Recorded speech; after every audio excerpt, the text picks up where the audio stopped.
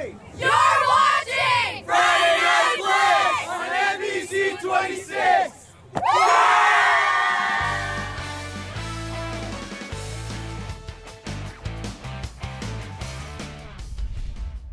Welcome to Friday Night Blitz. Ladies and gentlemen, boys and girls, it's been a full year since we've reveled in the joys of high school highlights that end in big hits, confounding catches, and crowd-pleasing, hometown hyping, game-winning plays. But the wait is over, and there's only one place to begin for the game of the week.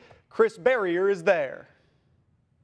It's week 1 of the high school football season, and our game of the week already has a playoff-like atmosphere. Fond du Lac against Kimberly. The Cardinals hoping to get revenge from last year's playoff loss, while the Papermakers hope to extend history.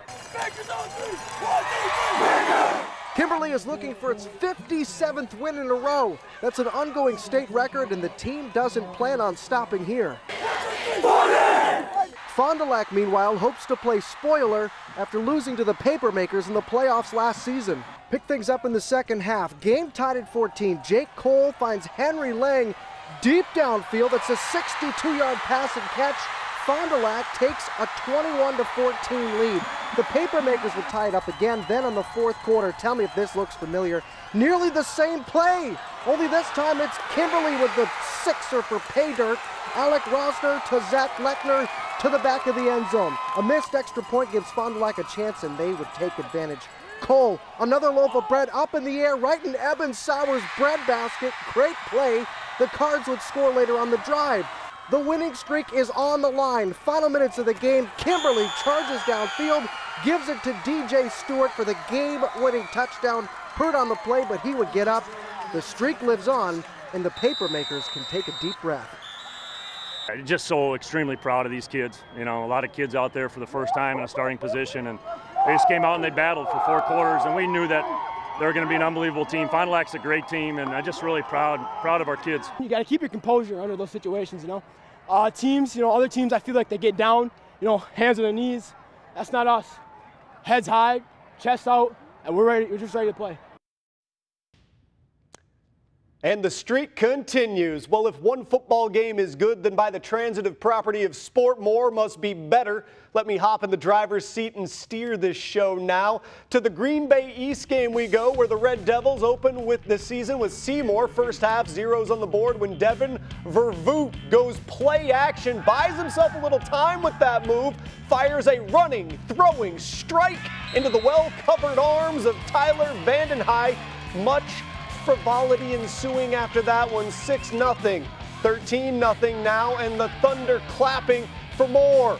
And it is Vandervoort to Josh Kraus, who breaks the plane 20-0 Seymour. They hang on to win this one 41-7.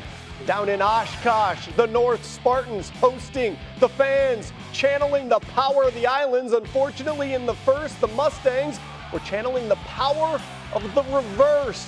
Ben Newmanheim, the senior wideout with a bunch of green shirts chasing, none would catch him. 36-yard scamper, 14-0 Menominee early second. The Mustangs again in the red zone, and this is Justin Evans, helped out by a great block, and he's gonna run right to the camera. Look, Ma, I did it. 26-0 Stangs on top. They go on to win 40-0. And the Blitz is going to take a break. We'll have more for you coming up after this. You're watching Friday Night Blitz on NBC 26.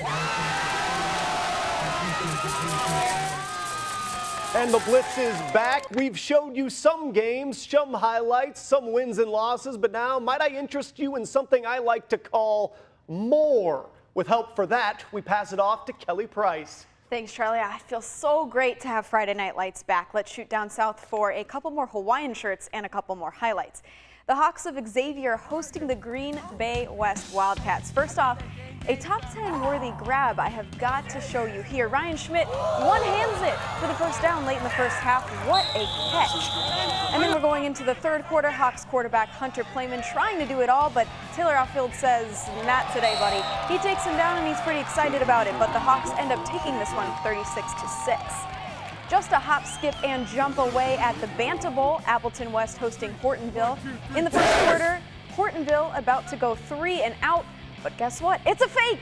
Punter Zach Hauser with the carry. He might have gone all the way if he didn't get run out of bounds, and blam, he didn't want any part of that tackle. A huge first down for the Polar Bears. And that sets up the eventual field goal for Hortonville by Jake Bakic. Polar Bears up 3-0 on that one with about 7 minutes to go in the first quarter. Later on, about 1:30 to play in the first quarter, senior Cole Hyde right to Josh Giese. I mean, that just looked pretty. Hortonville extends its lead to 10-0 going into the half. Polar Bears go on to take this one 24-9. And then down at Freedom, shoulder bumps and house music for everyone.